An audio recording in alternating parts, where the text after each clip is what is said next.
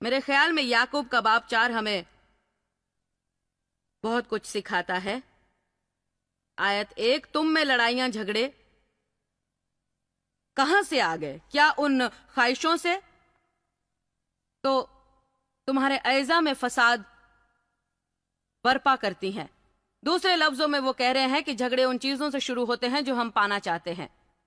तुम हासिद हो, तुम जलते हो, दूसरों के पास जो है वो देखकर तुम्हें दुख होता है, तुम्हारी ख्वाहिशात पूरी नहीं होती तो तुम खूनी बन जाते हो,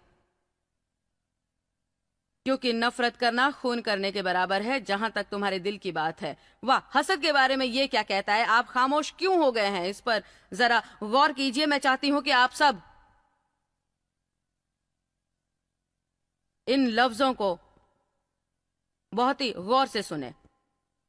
हमें जो दूसरों के पास है वो पाने की इस हद तक ख्वाहिश नहीं करनी है कि उनसे खफा हो जाएं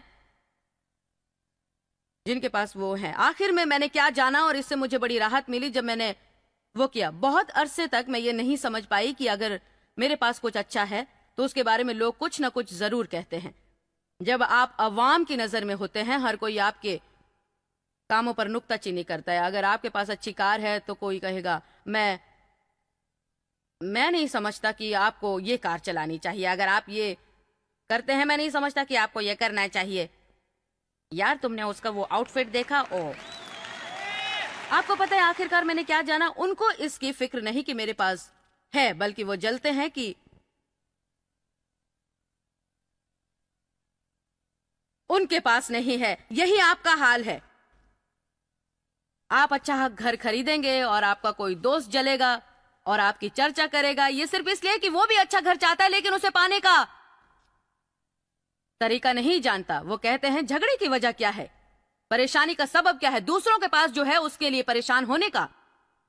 मेरे पास वक्त नहीं है। हम किसी और के लिए खुदा को जवाब दे नहीं है। हम सब खुद ही खुदा के सामने खड़े होकर सिर्फ अपना हिसाब देंगे। हर शख्स खुदा के सामने खड़े होकर अपना हिसाब देगा। हमें इसकी फिक्र नहीं करनी कि कोई दूसरा क्या करता है या क्या नहीं करता, या उसके पास क्या है, उसके पास क्या नहीं है, या किस चीज पर वो अपना पैसा खर्च कर रहा है या उस चीज के मुस्तैक है, क्योंकि उनके बारे में हमसे नहीं पूछा जाएगा।